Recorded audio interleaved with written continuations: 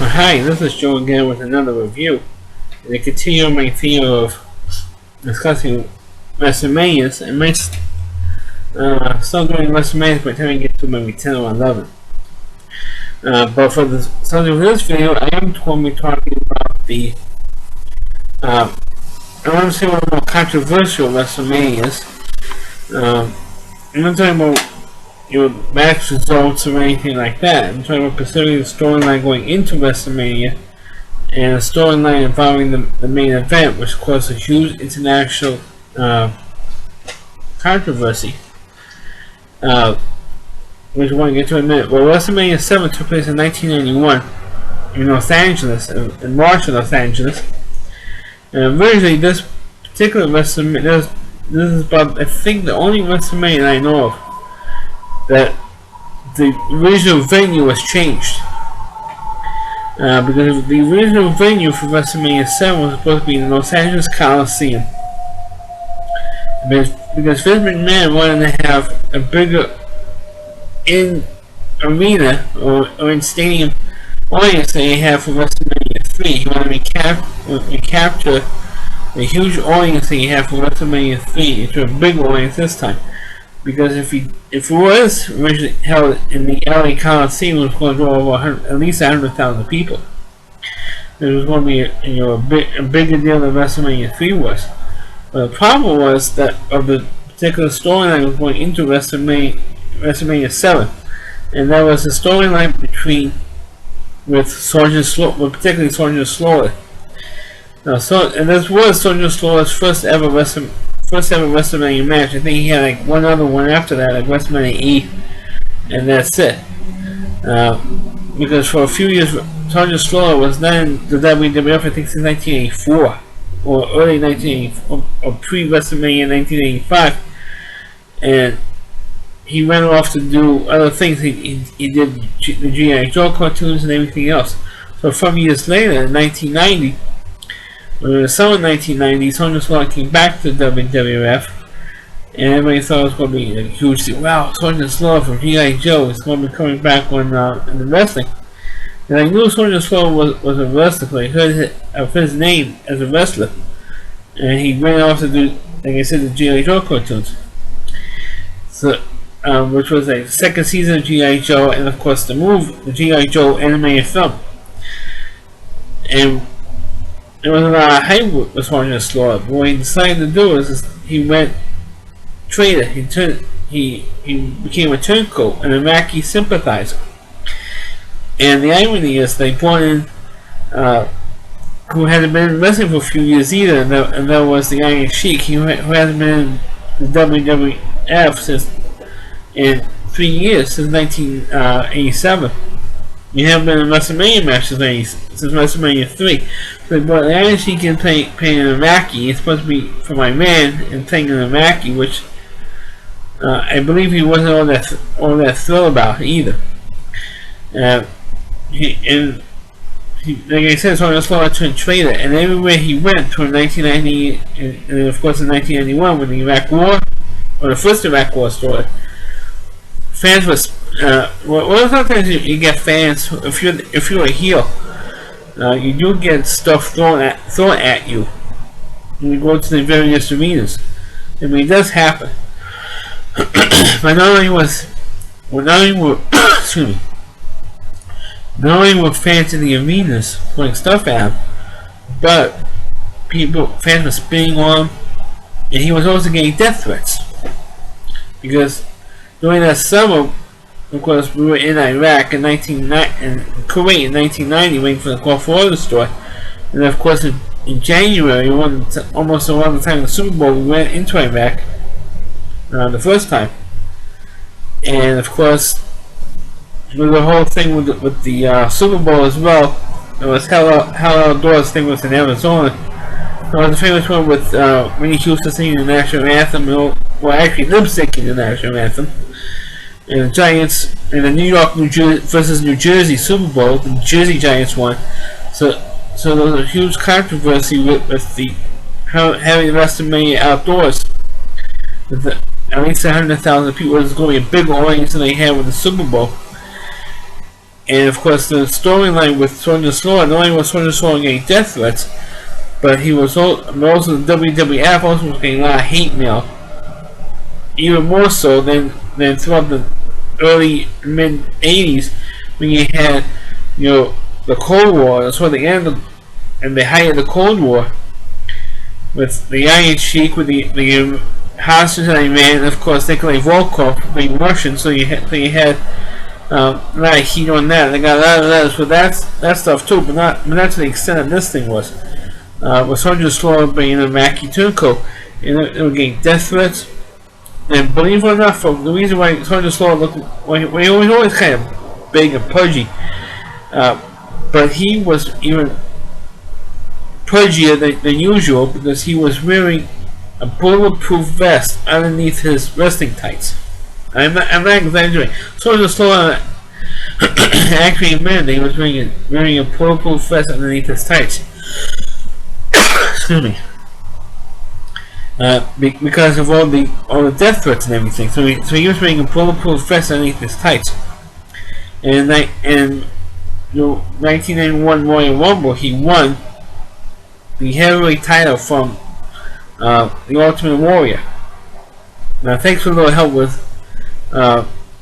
with Randy Savage, because Randy Savage wanted to have another championship match for the heavyweight title, and the Warrior kept turning him down and gave him the opportunity to Slaughter. So when they had the Royal Rumble match, Slaughter, Warrior was facing Slaughter, and Randy Savage came in and hit Warrior over the head with a scepter, because it was known as the Macho King then, and of course became champ, and then wrestled Hogan for the '91 SummerSlam night in WrestleMania.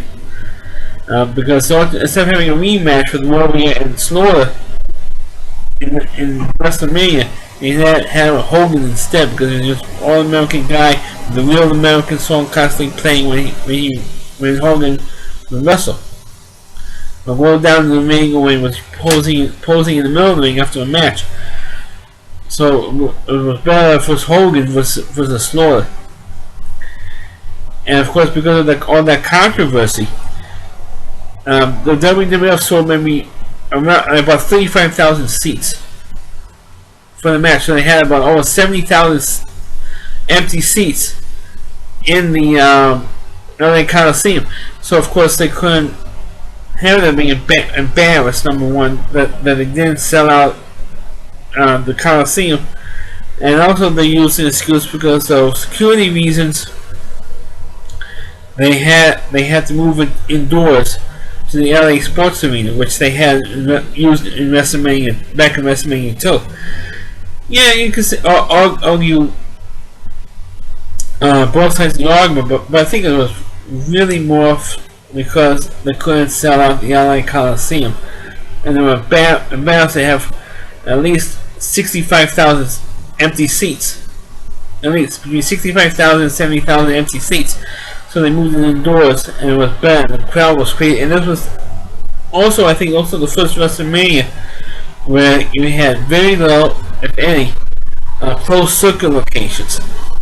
Because every WrestleMania we had like a couple of closed circuit locations in the local area.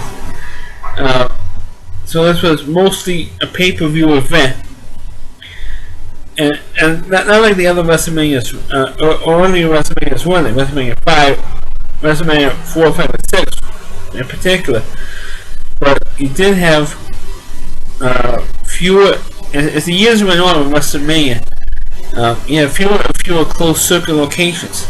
And by WrestleMania 7, it was practically died out, having a closed circuit location by WrestleMania 7. So it was mostly pay-per-views. And since more people were watching, the pay-per-view technology was getting better and better by 1991. So it got a ton of pay-per-view orders, and it has, I think at that time it broke a record for the most pay-per-view orders. I don't know if the WWF still holds that record for the most pay-per-view orders for WrestleMania 7.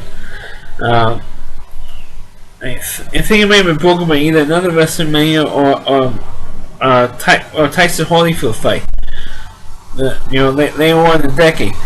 But for WrestleMania 7, it was because of the controversy really in them, and of course, like I said earlier, it's mostly on pay-per-view. You couldn't go to a closed circuit location anymore.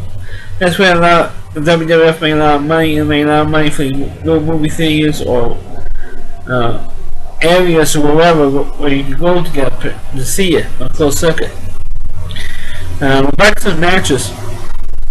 The only two matches that actually stand out was the one I talked about to death already, the Hogan, with the Hogan Soldier Sloan match, and of course Hogan obviously ends up winning it. The other match, of course, everybody remembers for this particular WrestleMania was the Ultimate Warrior versus Randy Savage match. Of course, also like I said earlier, this is from what happened in the Royal Rumble when Savage interfered in the Warriors match with Sonya Slaughter for the heavyweight title. And of course, this was also a retirement match. Like whoever loses retires. And of course, they had the bit with Elizabeth, who was Randy Savage's original manager. He was with Sensational Sherry then, at this point, and she was also his wife. She had been married for a few years already. And then what happened was, actually Randy Savage loses, and after the match, Sensational Sherry was slapping him around, and Elizabeth came into because she was sitting in the stands. She comes out of the stands and beats up Sherry, and the two of and Randy Savage and Elizabeth reunited. And that's when Randy Savage, at that moment, went back to being a babyface. In that particular moment. Of course, I don't know any wrestling fan who was my age who grew up watching wrestling in the 80s, in the early 90s, who did not have a crush on Elizabeth. And if the WWF or WWE does not put Elizabeth in the Hall of Fame, or the WWE's Hall of Fame this year, because Randy Savage is going in, it's going to be a disgrace. I mean, Elizabeth should be in there along with Randy Savage. I feel that way, and it's going to be, who knows, maybe we're doing another video, maybe either this week or next week, talking about the Hall of Fame class this year, particularly Randy Savage. I think maybe we should do a single video just on him. But I am thinking of doing a video just on him. But for WrestleMania 7, this was really one of his better match. I know that the RTOS show, the Off the Ropes Central guy, Shag Daddy, says this is the best match that Randy Savage had, or the Ultimate Warrior had in WrestleMania, and definitely a better match than Savage and Steamboat match in WrestleMania 3. I don't think so. I think the Savage Steamboat match was better, simply because of the fact that it was for a title. It was back in the days when the IC title actually meant something. This match was a retirement match, and it was, I'm not saying it wasn't a bad match. It was definitely one of the better WrestleMania matches. But to say that, well, for this guy, the Shag Daddy, to say that this match was better than Steamboat and Savage, I mean, I saw this match. It was a good match. And I did enjoy watching the match, and it was a long match. I think it was like about a half hour long, 25 minutes to a half hour long. So it was a long match. So you got your money with watching a match that's that long, especially for a retirement match. Instead of being a quick 5 or 10 minute match, it was but I think it was about a 25 or 30 minute match. So you got your money's worth out of it. And usually because the Ultimate Warrior was in it. That's why they like to.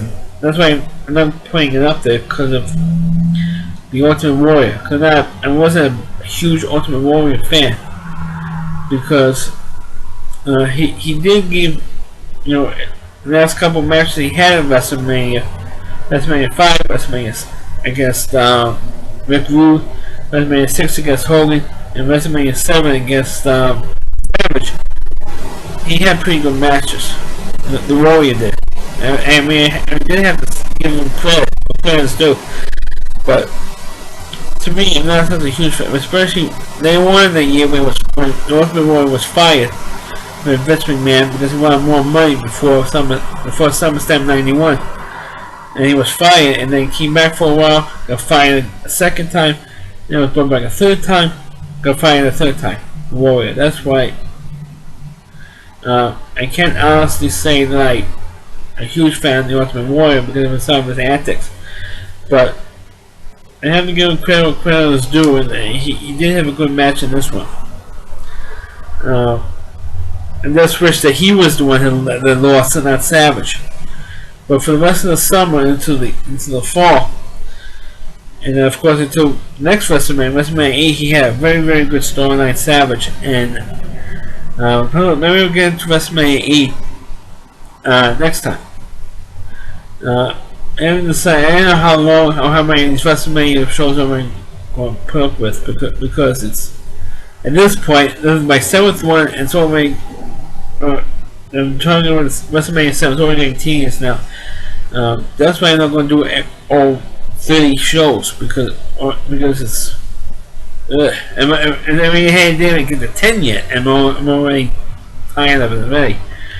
Because I want to do other stuff. Talking about go back to doing movies. Or talking about the upcoming 2015 baseball season or something. Not waste the rest of the month talking about WrestleMania. I'm already getting tired of it already. So this is my review of WrestleMania 7.